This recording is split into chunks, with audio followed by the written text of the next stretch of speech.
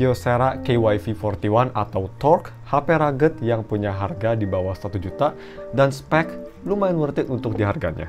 Apakah masih worth it untuk dibeli tahun 2021? Yuk langsung aja kita review Kyocera KYV41 atau Kyocera Torque. Let's go!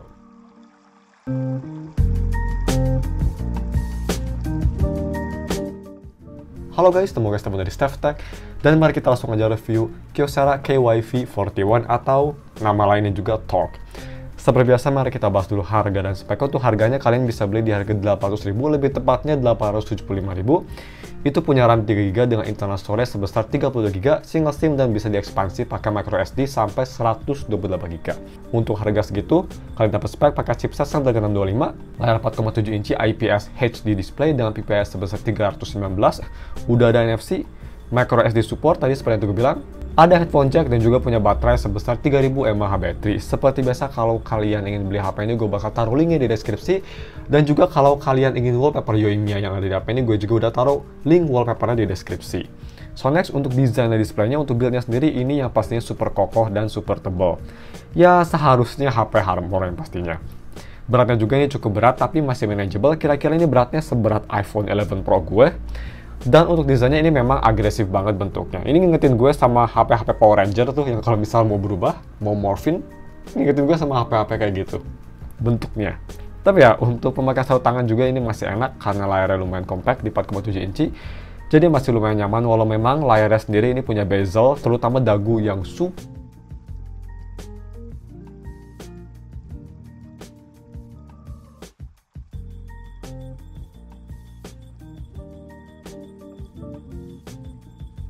kita coba scan. Nah, dia tuh nunggu dulu. Dan come on, boom. So ya, memang ini jauh lebih lama dari biasanya, tapi untuk scanningnya sendiri ini selalu bekerja 10 dari 10. Jadi kalau misal mau di rating overall, kira-kira ini scanningnya sekitar 7 atau 7,5 dari 10. Lumayan oke, lumayan akurat, cuma memang agak lama dibanding HP biasanya. Di HP ini juga ada LED notifikasi yang posisinya di kiri atas, atau sorry, kanan atas maksud gue, itu LED notifikasi berwarna. Dan untuk kecepatan fingerprintnya ini untuk harganya sangat cepat dan super akurat. Secepat HP lain kayak Sony Xperia XZ1 atau Sony XZ, tapi ini jauh lebih cepat daripada Xperia XZ2, XZ3, dan XZ2 Premium. Nah, terus untuk kualitas layarnya sendiri ini gue lumayan surprise. Untuk harganya cuma 8.000, ini layar LCD 720p-nya punya gambar yang surprisingly kelihatan sangat bagus.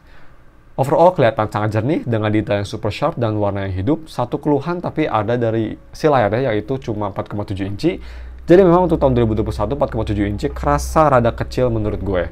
Agak kurang nyaman kalau bisa dipakai untuk nonton video. Dan untuk si full brightness-nya ini bisa cukup terang, tapi sayangnya kalau dipakai di bawah sinar matahari memang kerasa lumayan dim dan agak sulit dipakai. Oh ya, satu lagi juga ini lowest brightness-nya guys. Ini kalau misalnya kita coba lowest brightness, ini tuh walaupun di sini kelihatan kayak bisa gelap banget, tapi kalau misalnya di dalam kondisi yang agak remang-remang, ini nggak bisa super gelap. Jadi nggak bisa segelap HP biasanya lah, in summary. But it's okay sih, itu hanya keluhan nitpicking kecil. Dan terakhir untuk touch delay-nya ini nggak ada sama sekali untungnya. Ya ini memang tren HP Jepang ya, gak cuma di Sony, di Kyocera juga ini gak ada touch delay saat gue ngetik keyboard dengan cepat atau navigasi OS, semua kerasa lumayan responsif. Next, untuk si audio quality-nya, pertama kita bahas audio quality via headphone jack yang posisinya ada di atas. Ini untuk harganya menurut gue udah cukup oke.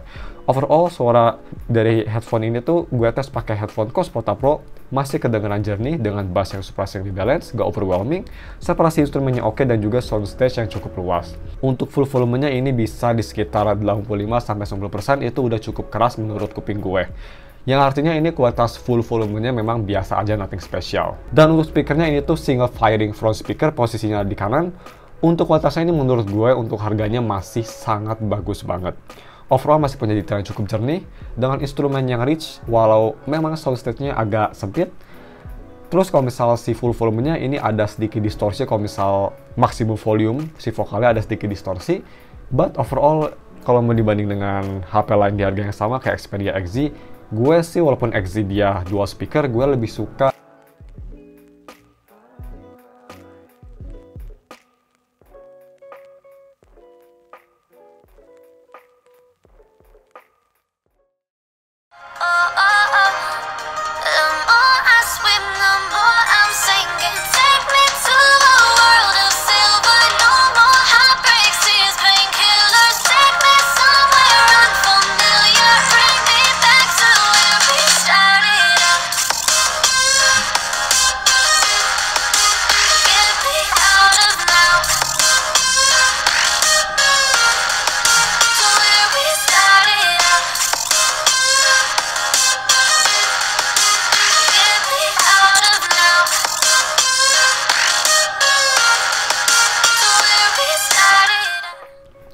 Next, untuk kameranya, kamera belakang ini cuma dikasih tahu dia tuh hanya 300 megapiksel, nggak dikasih tahu lebih detail, dan untuk kamera depan ini tuh sebesar 5 megapiksel.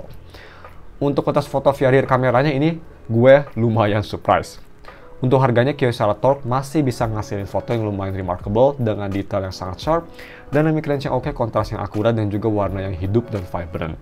Overall, gambar kelihatan jernih dan hidup.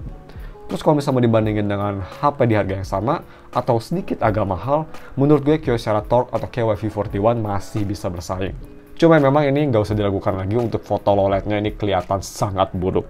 Bisa kita lihat ini karena nggak ada dedicated night mode, jadi foto overall kelihatan gelap dengan noise yang banyak dan detail yang super soft. Sayangnya ini sama juga cerita dengan untuk foto selfie-nya, hanya 5 megapiksel dan juga overall sensornya kelihatan sangat-sangat kurang bagus. Ini kayak sensor HP tahun 2010-2012an. Di pencahayaan cukup bagus pun gambar masih kelihatan rada grainy dan juga detailnya tuh soft, terus punya warna yang kurang hidup dan exposure yang mediocre. Nah, terus untuk video recording, dua-duanya kamera depan dan belakang bisa nge-record resolusi sampai 1080p 30 fps. So, untuk sampelnya gue bakal record di resolusi tersebut, tapi di upscale ke 4K karena ini kan videonya tuh 4K. So ya, check it out guys. Oke guys, jadi ini dia video recording pakai resolusi 1080p 30 fps. Kita coba stabilisasi jalan.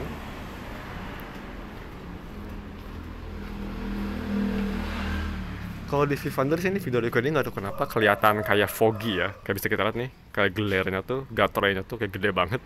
Dan juga flow foto kayak kelihatan foggy. Kita coba fokus, tapi ada fokusnya sendiri ini cukup oke.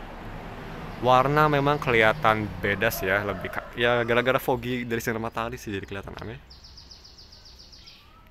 Dynamic range-nya.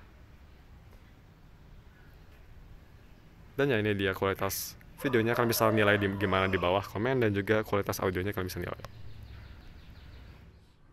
Next, untuk gaming performance-nya, ini tuh pakai chipset Snapdragon 625, yang untuk zaman sekarang sih menurut gue chipset tersebut lebih ke low end ya daripada mid end, karena sekarang chipset mid range tuh pada powerful semua. Tapi ya, untuk gaming performance-nya, kalau mau main game enteng atau casual kayak Bullet Hell Monday, ini masih bisa dijalanin dengan smooth tanpa lag. Cuma kalau mau main game berat, gue kurang rekomend sih, karena RAM cuma 3GB dan juga prosesor ini udah rada outdated, rada weak. Jadi main game berat menurut gue bakal unenjoyable. Tapi at least buat main game rhythm kayak Bandori atau D4DJ ini masih kerasa lumayan smooth dan responsif. Overall gue nggak ngerasa sama sekali touch ataupun audio delay saat main di difficulty yang lumayan tinggi. Ini HP masih kerasa sangat responsif seperti HP Jepang lainnya. Ya ini khas HP Jepang mungkin ya. Karena banyak banget orang Jepang yang suka main game rhythm, jadi HP-nya rata-rata sensitivitasnya sangat bagus. Moving on ke si UI experience-nya, ini tuh versi Android-nya sudah versi Android terakhir yang HP ini bisa support, yaitu di Android versi 8.1 Oreo, dan di security patch Oktober 2019. Sayangnya udah nggak bakal dapat update yang baru. Ini update terakhir. Untuk launcher sendiri, ini tuh sama si sellernya, Bang Beno ngasih launcher di skin launcher Nova Launcher. Yang personal gue suka banget sama Nova Launcher karena kelihatan kayak stok Android dan juga ngebikin HP kerasa lebih enteng. Tapi ya untuk si day-to-day performance atau pemakaian sehari-hari, untuk harganya menurut gue HP yang paling ini. So ya untuk pemakaian sehari-hari menurut gue ini dibanding dengan HP-HP lainnya di harga yang sama kayak Xperia XZ atau X Performance yang pakai chipset lebih panas kayak 820 atau 801, di Kyocera Torque atau KYV-41 ini kerasa sangat smooth berkat chipsetnya yang lebih efisien dan gak cepet panas. Overall dipakai untuk multitasking masih cukup oke, tapi kurang bagus sih, hanya bisa 2 aplikasi maksimal karena setelah itu bakal kerasa lagging.